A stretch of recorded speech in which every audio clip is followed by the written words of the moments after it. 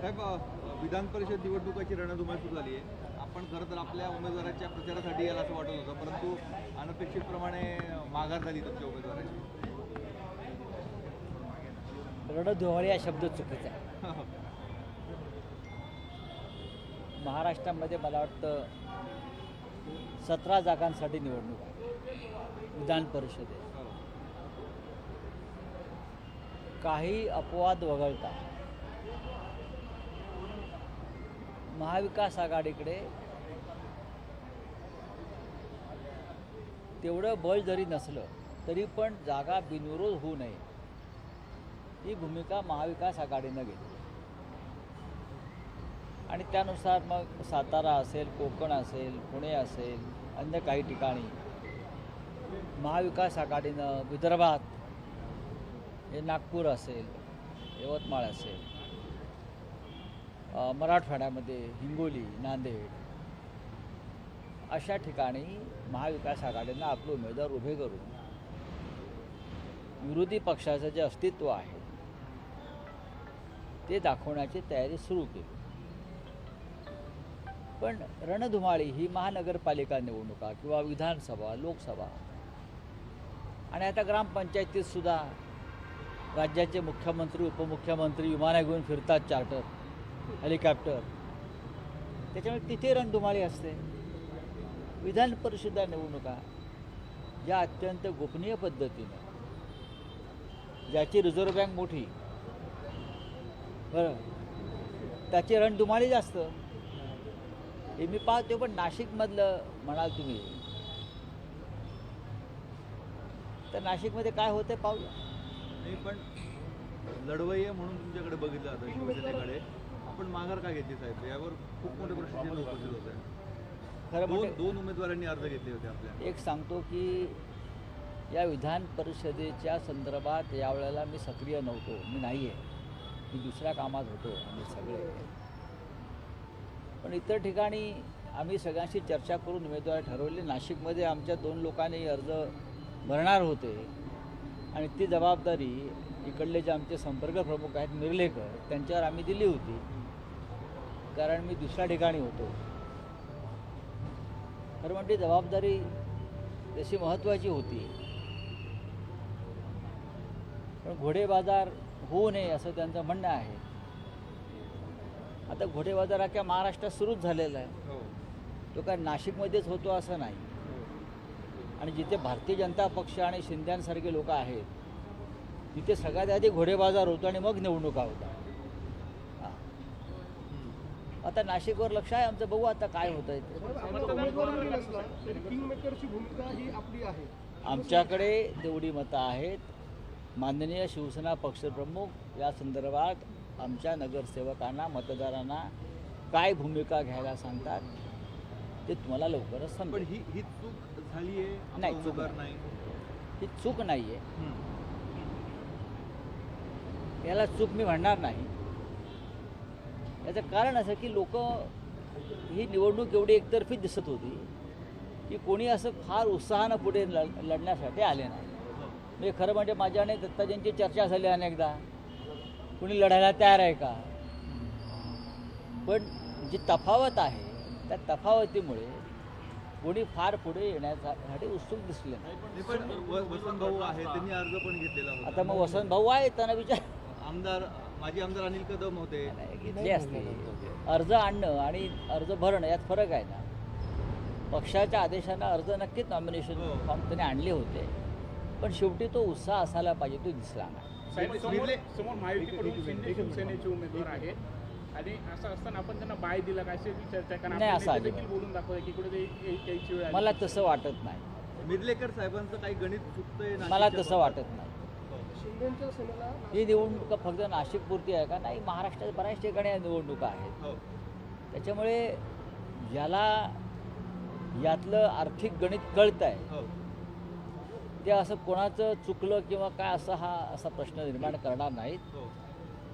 100च्या वर जरी आमच्याकडे मतदान असतं तरी आम्ही हे धाडस केलं असतं, एवढंच मी सांगेन. पण बंडखोरी मोठ्या प्रमाणात होती नाशिक असेल, राज्यात. अहो, आम्ही निवडणुकीतच नाही तर मी काय बंडखोरी करणार. महायुतीमध्ये बंडखोरी मोठ्या प्रमाणात झाली आहे ठिकठिकाणी. नाशिकमध्ये भाजपचेच जिथे बंधूंनी उमेदवारी अर्ज भरला, पुण्यामध्ये चांगलं आहे ना. अशा वेगवेगळ्या ठिकाणी बंडखोरी नगरसेवकांना मतदारांना आर्थिक बळ मिळेल त्याच्यामुळे. आपला उमेदवार जर असता तर महाविकास आघाडीत कोण आपल्या सोबत येते तरी कळत असतं किमान. तुम्ही या विषयाच्या बाहेर पडलं पाहिजे नाशिककरांनी आता. नाही पण आपल्याला अंधारात ठेवून हा सगळा निर्णय झाला असा एक संदेश यामध्ये आपल्याला म्हणजे कोणाला तुम्हाला स्वतः नाही नाही, उद्धव साहेबांशी चर्चा करून झालं. आम्ही सगळे एकत्रच होतो. माननीय पक्षप्रमुखांशी चर्चा झाली. आमचे सगळे जे इथे उभे आहेत आता त्यांच्याशी चर्चा झाली. या सगळ्यांना मातोश्रीवर सुद्धा बोलवून चर्चा केली.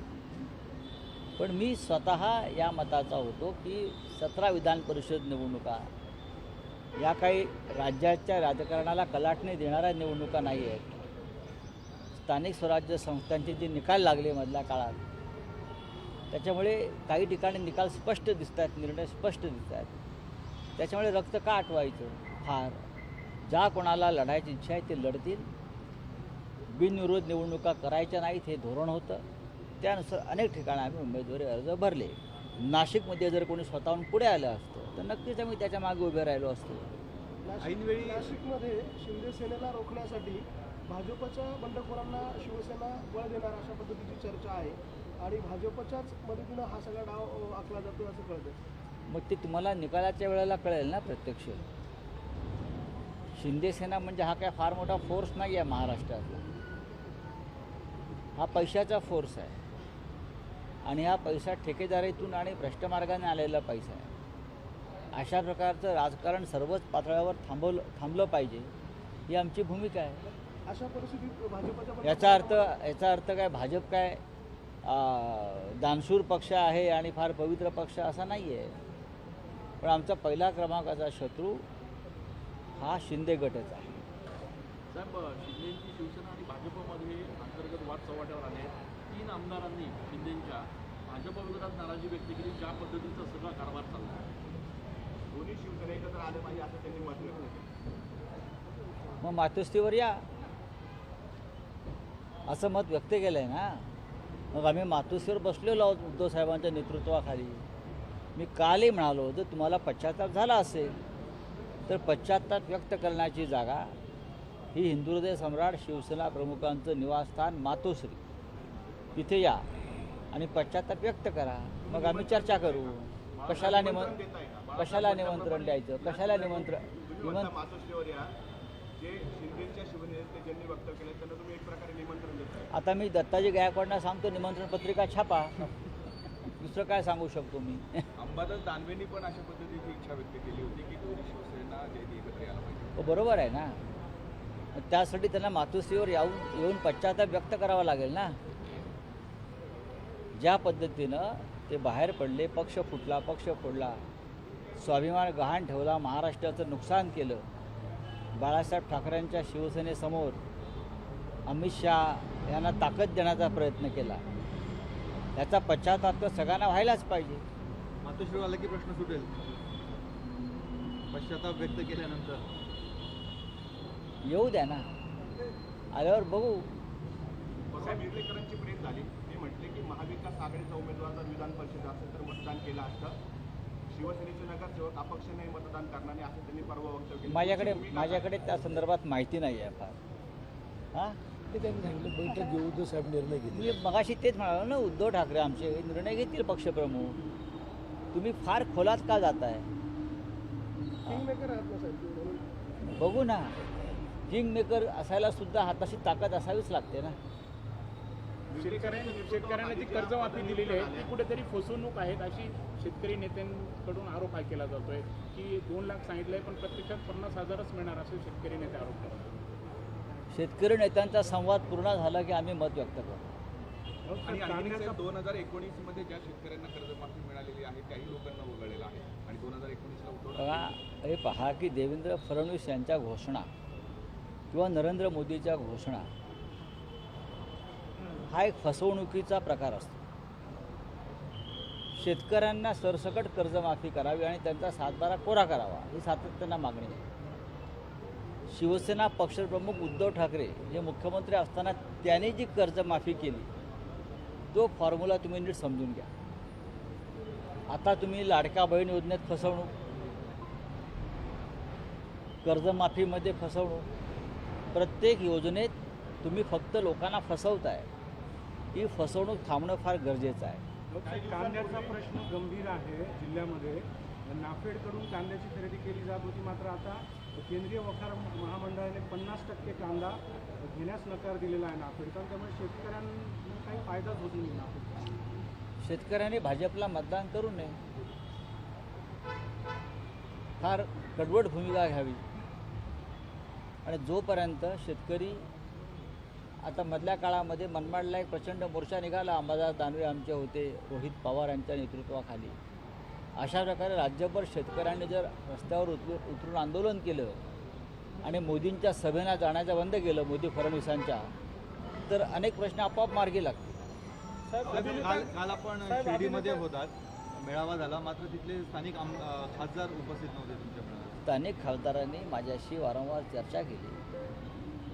लोकसभेच्या स्थायी समितीची एक महत्त्वाची व्हिजिट काही ठिकाणी देशात होती आणि त्या कमिटीवर खासदार असल्यामुळे त्यांना जावं लागलं. मी स्वतः मधल्या काळात अशा कमिटीच्या बैठकांना मला जावं लागलं. त्याच्यामुळे त्यात फार वेगळ्या अर्थाने घेण्याची गरज नाही. तो वेगळा अर्थ चंद्रकांत खैरेंनीच घेतला. काय? ते कुठे जाणार नाही असं मला वाटतंय, परंतु त्यांनी असा निर्णय घेऊ नये. म्हणजे त्यांना एक असं वाटतंय की ते दुसऱ्या पक्षात किंवा काहीतरी. नाही, मला असं मी विचार करत नाही कधी. काही दिवसांपूर्वी पदाच्या नियुक्त्या झाल्या, निष्ठावंतांना डावलल्याची चर्चा आहे. 2 गट पडल्याचं चित्र समोर येत आहे. निर्लेकरांच्या नियुक्त्या आणि तुम्ही वारंवार नाशिकमध्ये लक्ष दिले, पदाधिकारी नाराज आहेत. चुकीचं आहे तुमचं. मी या पक्षाचा नेता आहे, उत्तर महाराष्ट्राचा संपर्क नेता आहे. माझ्या सहीशिवाय कोणती नेमणूक होत नाही. शिवसेनेमध्ये कोणताही गट नाही. गट एकच आहे बाळासाहेब ठाकरेंचा, तो अजूनही चालू आहे. लक्षात घ्या. कोणी स्वतःला या किंवा त्या गटाचा मानत असेल तर त्यांनी या पक्षात काम करू नये. रोहित पवारांनी जो आरोप केला आहे की MLCच्या एका जागेसाठी 50-50 कोटी रुपये घेतले जात आहेत, त्याच्याशी सहमत आहात? हो, मी सहमत आहे त्याच्याशी. स्थानिक स्वराज्य संस्था हा एक मोठा घोडेबाजार आहे आणि या घोडेबाजारामध्ये सगळ्यांना उतरणं जमत नाही. त्याच्यामुळे अनेक चांगल्या कार्यकर्त्यांना या निवडणुकीपासून लांब राहावं लागतं. आता तुम्हाला नाशिकमध्येच कळेल, नाशिकमध्येच तुम्हाला घोडेबाजार काय आहे तो कळेल. काही पदाधिकाऱ्यांमध्ये महिलांच्या लैंगिक शोषण प्रकरणी काही त्या संदर्भात नाही, नक्कीच. तुम्ही ज्यांच्याविषयी म्हणताय ते सूर्यवंशी DG माझ्या जवळच उभे आहेत. त्या संदर्भात आम्ही आता चर्चा करू. चला, थँक्यू. या निवडणुकीमध्ये नाशिकचे आपले मतदार आहेत, नगरसेवक, ते कोणाला नेमकं मतदान करतील? आता जी नाशिकची विधान परिषद निवडणूक कधी आहे? 18ला आहे. निवडणूक 18 तारखेला आहे ना. मग 18 तारखेला सकाळी 8 वाजता नगरसेवकांना कळवलं जाईल. अभिनेता गिरीश कुलकर्णी यांनी असं म्हटलंय की राजकीय पक्षांनाच भूमिका उरलेली नाहीये, सहिष्णुता हरवली आहेत, नवीन संहिता लिहिणे कठीण झालंय.